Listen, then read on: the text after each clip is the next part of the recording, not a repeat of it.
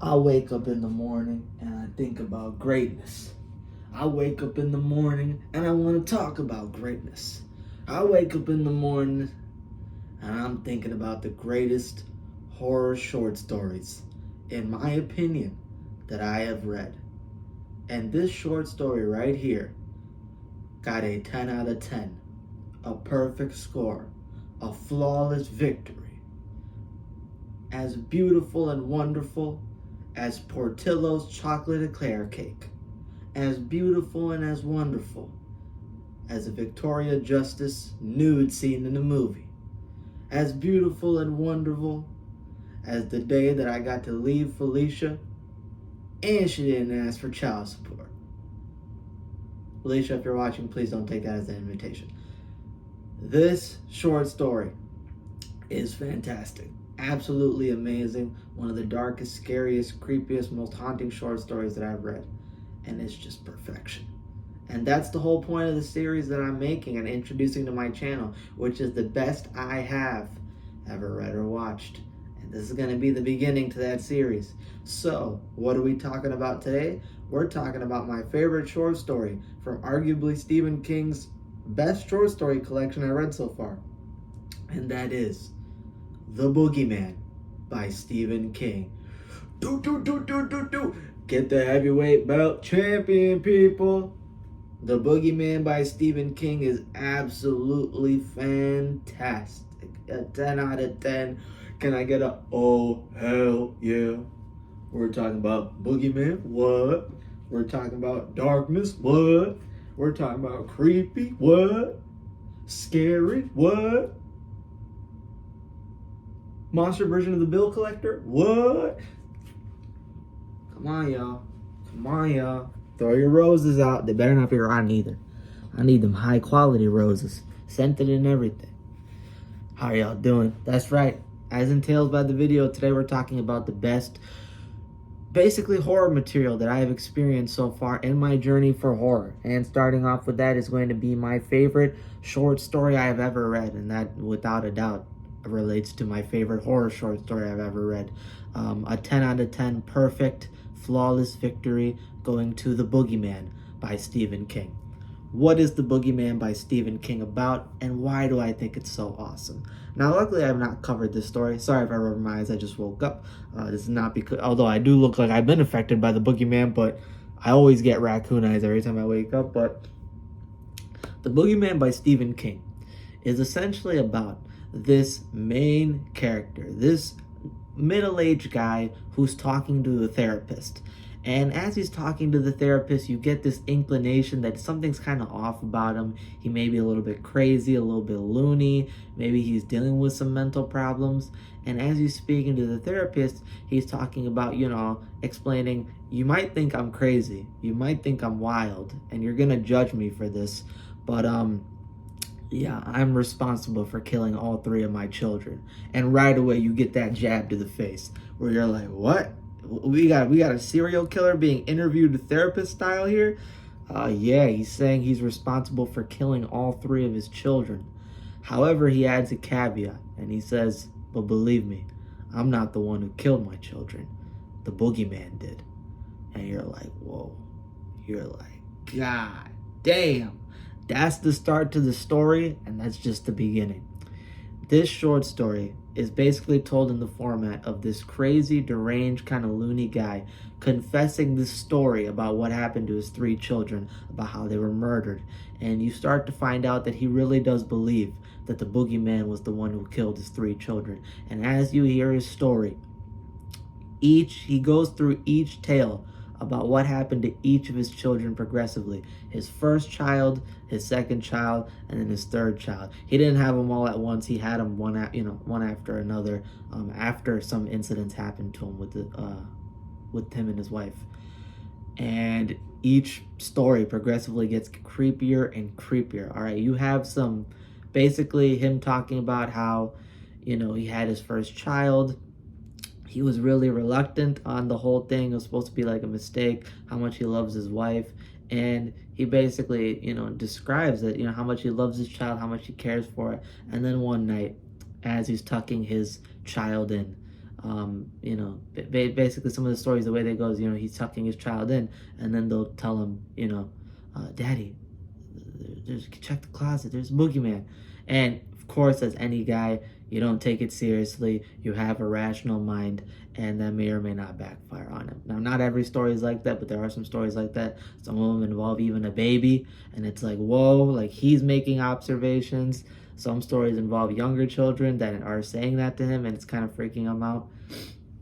And it's just a really intense story. I mean, you know, that's the most I can give. I don't want to spoil too much, because again, it is a very, very short story, but that's the premise to it. And this short story, the reason why I love it so much, the reason why it's so fantastic, first of all, the format that it's told adds so many layers to the story. The fact that you have a crazy, loony guy, this insane, kind of mentally deranged, possibly implied to be schizophrenic, you know, patient that's talking to this very calm, calculative, pragmatic therapist, and basically telling him all this crazy shit like, I know you think I'm gonna be crazy. I know you think I'm wild, but I didn't kill my children. It was the boogeyman. And then he starts, you know, like looking up at the ceiling, and he'll have like these like little ticks. Like you can tell that he's kind of like sexist, racist. Like he has some implications of being sexist and racist. There are some N-word drops in here.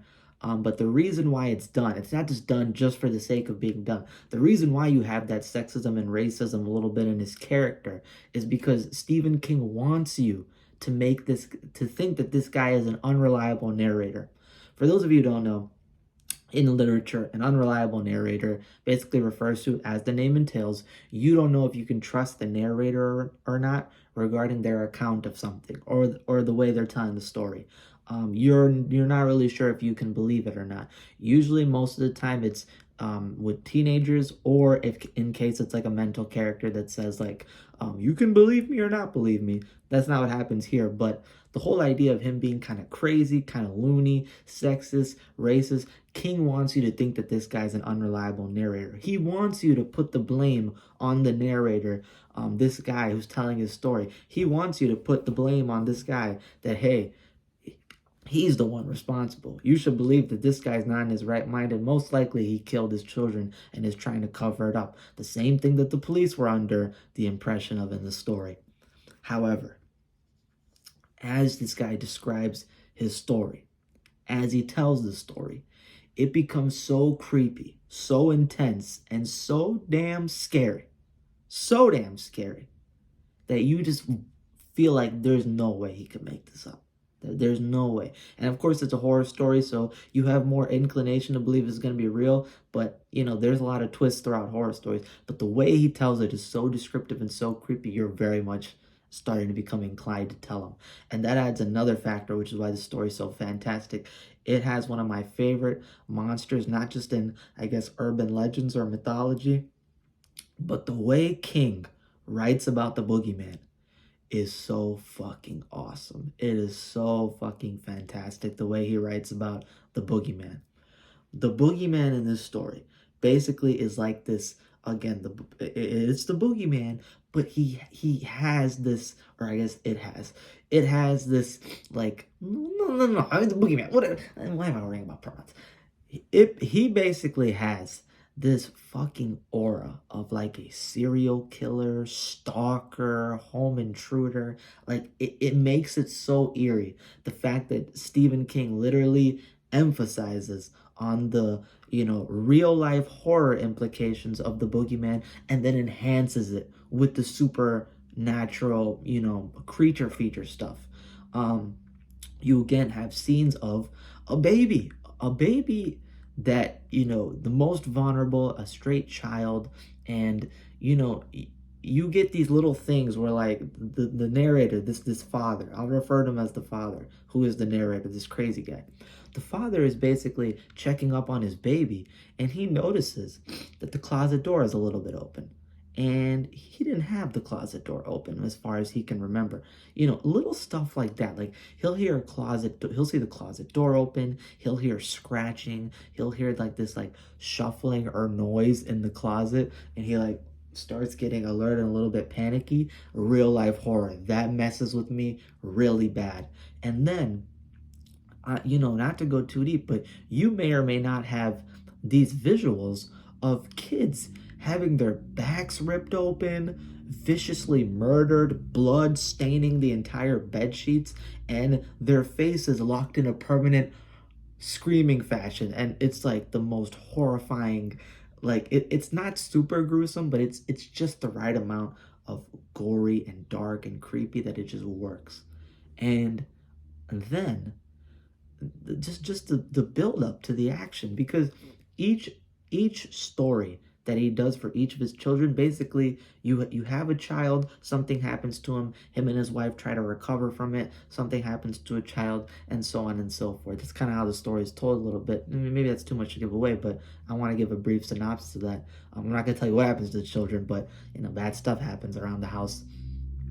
And upon each story of each of his children, as he progressively goes through his ages, each story gets more and more intense. The first story is just meant to be creepy, and then the second story is meant to be like, it's actually terrifying. Like it feels like a scene you would see in a movie, and it's just real creepy, real eerie, real dark, and it just kind of like gets under your skin, just you imagining yourself in this situation. Like if you imagine yourself as a father and you have to protect your child, and there's this very ridiculous kind of notion that this monster could be in your house, and maybe it could be a serial killer, a stalker, a pedophile, a predator. You don't know what it could be, and you just start getting more and more paranoid. And then as the things you start hearing and the things you start seeing become more and more crazy, you start slowly becoming more and more crazy. And you see it takes a toll on his mental health, the relationship with his wife, his just kind of self-motivation to keep a job and whatever. And then the climax of this story, y'all. The climax of this story is the most intense, again, monster creature feature mixed in with aspects of a stalker, intruder, serial killer, like home breaking. It is the most intense, fucking disturbing and scary scene where basically, the main character hits a breaking point in his life and he doesn't know what to believe anymore, and then he becomes, it all hits him. It all hits him more than he can wish. And this is not exactly a hunter becomes the hunted, because he wasn't hunting. This is a this is a you're no longer on the predator's territory, but the predator's territory is wherever the prey is at. And that's where I'm gonna leave it. That is a disturbing analogy to put in your mind, and that is the whole way the Boogeyman acts. Again, the Boogeyman is so terrifying. The Boogeyman has so many layers to it. The Boogeyman is, the monster is just, and not only is it terrifying, not only is it horrific, not only does it have these real life horror aspects to it, but then you get to the twist ending. And the twist ending, I'm not going to spoil it obviously, but it basically implies that the Boogeyman may have some intelligence. There may be another layer to its character where it is not just hunting, but it's studying. It's trying to understand thought patterns. It's trying to traumatize victims. It's trying to become as close as it can to each of its prey, no matter what it takes. And I'm sitting there like, dude, why does this monster in a short story have so many layers? How did King manage to execute this? And it just makes it such a fantastic villain, such a fantastic monster, and therefore such a fantastic story. I 100% recommend this. It gets a 10 out of 10 from me, a flawless victory score. I mean, listen, man, the Boogeyman here is like the horror version of the bill collector. Like he comes to do it. And actually, I support the Boogeyman somewhat, because you know what? I'm sure that he's also collecting on the bill collector. The bill collector is not safe from them sleep paralysis demons, because them sleep paralysis demons begin to pay their own bills, if you get what I'm saying. Which is why I sleep with the nightlight. Granted, I don't pay my electric bill, so sometimes that shit starts flickering. Just like that scene in the Boogeyman movie with the red light, the shit starts flickering, and I start getting nervous and shit, because I'm like, oh, I start looking around like, bro, ain't no way. And then I start hearing noises. I know the noises aren't there, but I can't be too sure, bruh. I can't be too sure, bruh. There's no way to be sure. And then the last thing I need to do is have fucking, the police pull up on my house, and next thing you know, they see me in bed. They're horrified that a young kid got killed, and then they lift off the sheets, and there's doo-doo all over the sheets, bro. Like, I don't need them to report in a newspaper, young adult boy has been killed in an unfortunate incident. The murderer is still unknown and uncaught, although he is very quite serious because he had fecal stains all over the bed. Why you gotta include that part? That's what I'm not trying to have on my obituary, all right? At that point, just kill me on the toilet, all right? I'll deal with Stephen King's The Finger. Never mind, I retract that statement. But yeah, please check out this short story. It's absolutely fantastic. I've said fantastic probably 50 times because it's worth it, man. I don't think you'll read a short story that's quite like this one. And, it feels a little bit like, it feels creative enough that it would appeal to, kids horror fans. Has the urban legend of the boogeyman in there, but then it mixes it with adult horror. The idea of raising children, the idea of being a father, the idea of mental health, the idea of, predators, the idea of serial killers, intruders, home invaders, stalkers, except now in a different medium. And it just hits all the notes. It's just so well done, and I absolutely love it from start to finish. So yeah, this is the very first video in the Best I Have Read and Watched series. That concludes our first entry into the Hall of Frights, the Horror Hall of Fame for me. Right up on the plaque is going The Boogeyman by Stephen King. If you want to read it, go pick up a copy of Night Shift. Night Shift is probably the best short story collection out there. I might make a video regarding that, involving this series. But yeah, The Boogeyman, absolutely worth it. Pick it up just to read that, and you're not going to be disappointed because there's a bunch of other short stories on there that are fantastic. And will make this list of my best I have read. So that's all I have for today. Hope you guys enjoyed, and I'm pushing through my midterms right now, so I'm not going to be too active, but luckily I woke up early this morning. I couldn't fall asleep, and I just decided to record. So yeah, that's all I have. Deuces. No, seriously, pay that electric bill, people. You don't want to end up with getting killed with doo-doo stains on the sheets. Granted, I'm not going to help out the bill collector, but I'd rather take the bill collector than the bed collector.